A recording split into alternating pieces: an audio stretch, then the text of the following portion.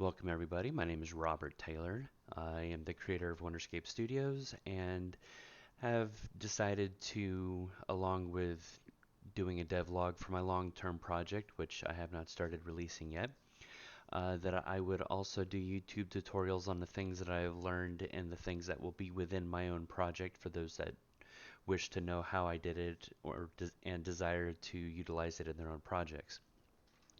First and foremost, everyone chooses where they start. There are very few places that are the wrong place to start, and me liking to see visually what's going on caused me to start here with the material of my landscape. Now, generally, in my other tutorials outside of this one, you're just going to see the regular old gray block mesh, and that's just because at that point we're focusing on mechanics and things of that nature. Um, So like I said, as to start, we will be doing landscape materials. This before us is all automatically procedurally generated. Nothing here has been hand painted. And I will teach you every aspects of the auto material, including autoless material for those that just want to learn how to make the material. They don't need the math for the procedural. Um, at which point they'll just be able to stop following a portion of the way through. Um, so the first thing we will do is going over the basic material and how I have that set up. Then we will go through uh, color alterations and then normal and ambient occlusion enhancements and height maps, roughness, specular, that kind of stuff. And then after that, we will go into anti-tiling. As you can see, you can't really see any tiling, even when you get up close. No tiling. Um, and then we will also go through triplaners so that you don't have any stretching. And then I will also go over the various ways of anti-tiling that I don't utilize for those that are curious before I delve deep into how I remove tiling of my own stuff. So to get started, we will be utilizing a different project. I have, for those that wish to follow along exactly, I have here the base of the project. Nothing's here, no color, outside of I just downloaded this stuff and I'll show you guys that in a moment, how to do that for those that don't. And I got this from World Creator 3. I utilize World Creator 3. So anyone who has a desire for a stamp or something, please feel free to message me in Discord or via my email or through my portfolio. As of right now, I've got plenty of time. I don't mind taking the time of doing one or two stamps per an individual. Um, Over time, that may change. Any stamps I do make, unless you want it specifically for yourself, will be free, but will also be provided to anyone else who follows these tutorials and wants access to free stamps. Because I will also be creating stamps throughout my time and adding those stamps to a collection for everyone to utilize for whatever reason, however they see fit, without any stipulations. So as I said, this project is linked down in the bio so that you guys can download it to follow exactly, so that you can, um, so that when you're making and copying and seeing how everything works, you're getting this exact same results that I'm getting. So to begin, as you can see, I downloaded just the Icelandic rock cliffs. For those that don't are not aware of it, you can just go here, Quixel Bridge, click on it. It'll bring you to this. Please make sure you log in. It makes everything easier. I just went to the rock cliff and searched for the Icelandic rock cliff manually, but you can always type it in. I went with medium quality, again, because most people that would be following, I'd assume, would be utilizing medium level because they're learning or making games or whatever. And it's quick and easy to download. Once it's downloaded, you have this right here. These three maps right here. you have the albedo, you have the normal, and then you have this, which is ORD, which stands for occlusion, so ambient occlusion. The R is roughness, and D is depth, and in Unreal Engine that would be height. So we will go over utilizing these three throughout, and the importance of having grayscaled maps utilized in one material, because as you can see, they are all different, but they all have specific needs, fit specific needs within a landscape material. Now, the reason why this is proficient and highly encouraged is because you can only have a certain amount of texture samples. So what are texture samples? Well, if we go here to content, the first thing I'm going to do is create a new folder, and I'm going to name it materials. And then because I like to be organized, I'll create another one and call it landscape. And the reason for this is for any materials tutorials I do in the future, I will just maintain it within this, because many functions can go between landscape and other things that have materials placed on them.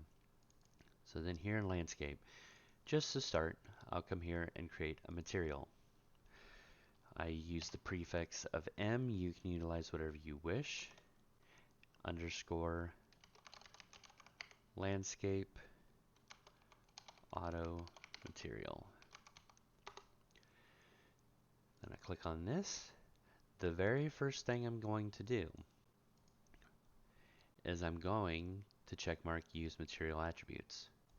Now, this is just how I choose to do things. If you want to keep it like this, you can, and you could go with landscape layer blend.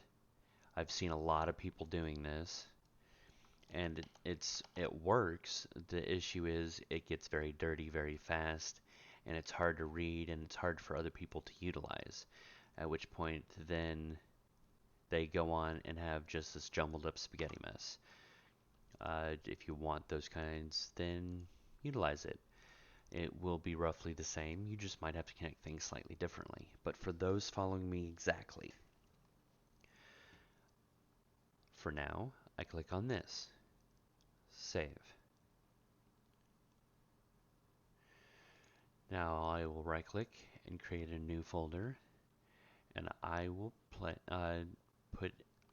title this folder landscape material layers. And I'll come in here, right click, come down here to materials. Once I find it, I have a hard time sometimes, and then click on material function. Material functions we will go over more in detail down the road, as we utilize that to make coding easier. And that's modular. That's the word I was looking for. My brain is not wanting to work today. It makes coding modular and makes things a lot easier. So I use the prefix mf for material function underscore, and I will call this rock underscore 01. Now, if you want to just call it material 01, you can. Material 02, material 03, that's fine. Because I generally go with auto lists now that I've understand how everything works, I name these things specifically what they're going to be for because I layer it with splat maps. So if you want to, material 01 will work just fine. Now then, when we open this, you have right here just a single output node, and it's doing absolutely nothing. So what you want to do, there are two nodes that you can choose from. You have make material attribute, which gives you this whole line. It's exactly, if you recall, what this is, as you can see right there, with a few additions, custom UVs. Now, RVT or runtime virtual textures do not work well yet. I don't know if they ever will, but they do not work well with custom UVs. So I don't utilize them, and everything that I do with materials, I ensure works with RVT. Uh, you may not want to use it, and that's up to you. I like to have things looking as detailed as possible, so I tend to go with RVT when I can. If I can't, I don't see it as a big deal. Sure, it's expensive. However, I can make shortcuts and optimize elsewhere to make up for the performance loss. So again, you have make material attributes or set material attributes. So here it is. And you may be wondering, it doesn't have anything. Well, that's because you click on this and you choose what you want. So down here, it's base color. And then I will make this ambient occlusion, roughness,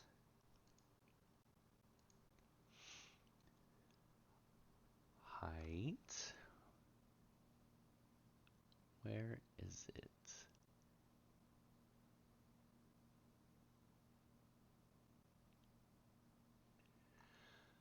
I do not remember what I used for height specifically. I believe I used world position offset. So we will place that there. And if it's different down the road, I will fix it and show you guys how. And then normal. So you have these two options. I tend to go with set over make, simply for cleanliness' sake. And if I need to add something down the road, I will. So then we come over here to go over what are texture samples. These are texture samples. Now you can only have a certain amount present within your material before it will no longer work. If it no longer works, it will look like this. It'll just show the default landscape without a material because you've gone too far. Now, one thing you'll want to get into the habit with is, especially with landscape materials, I change the sample source to wrap. What this does is it allows you to have a massive amount more of texture samples before it turns gray. I can't remember if it's 64 or 128, and with 5 it could have gone up higher. I'm not sure. I just know that there is a limit. I haven't touched it yet. So from here, RGB base color, because that's what it is. I'll move this here. Now, when you for everyone else, this may be different because I pack my channels differently as well. But if you're using Megascans, ORD. So again, O is occlusion, so the ambient occlusion, and it's first, so it's the red channel. Which means R, green, is roughness. And then D is depth or height, which is blue, so world position offset. Then you have your normal, again, RGB into normal. And here's what we have so far. Now if we hit save, and then we come over here, I'll change this back. Come here to this right here, plug it in. Here we go. Save that. Come back to this, right click, create material instance. Now we're not going to see anything with this yet, but you'll understand down the road. I go with MI for material instance, and then I tend to keep it named exactly the same. Auto material. Unless I'm going to be using multiple different instances of it, then I will come up with a naming convention that I so choose. Again, name things how you wish. Just remember how you named it for when I am going over this so that you don't get confused. So right now when you open this, there's nothing. And there's a reason for that. We come here to rock. To make it to where there is something, we're going to right click on this and convert to parameter. And I will name this rock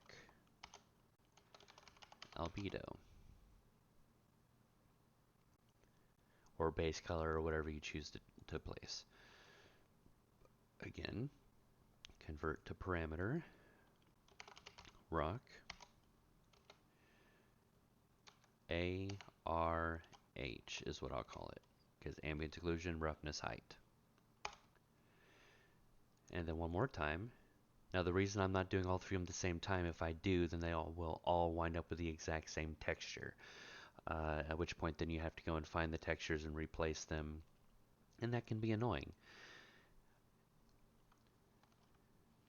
So then rock, normal. Now it's important that these are named the way they are. You don't want to just name it normal, ARH, and albedo for each of these materials. And here's why. I'll hit save. Now it shows up, and I can change these to what I like.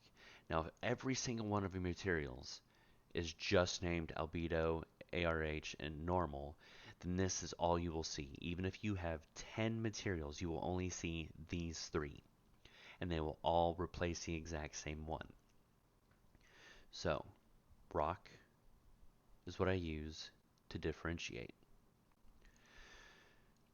Now then, for organization's sake, I will then come here. There's no grouping yet, and I will name the group rock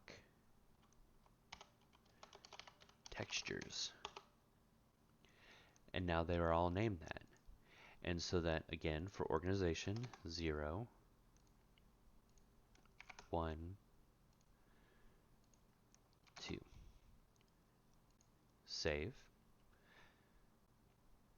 So it's important to do all of this as you go, otherwise it becomes a massive mess. So again, it's also important to write down how you want this all set up so that you're not going through and changing it.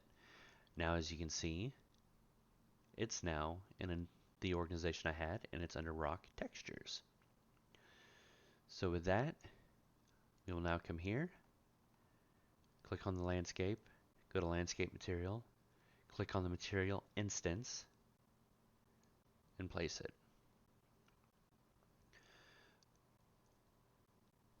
And what's going to happen here is it will turn black. Oh no, it won't, because I don't have landscape layer blends in there yet. So here it is. This massively tiled, ugly landscape, but it's here. And that's the beginning of landscape auto material. Thank you for watching.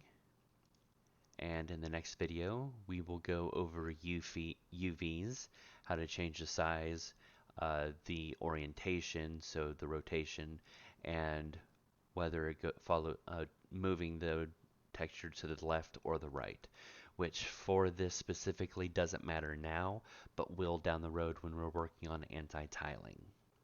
Thank you for watching. Please make sure you like and subscribe so that you can get the next video, and I will see you on Thursday.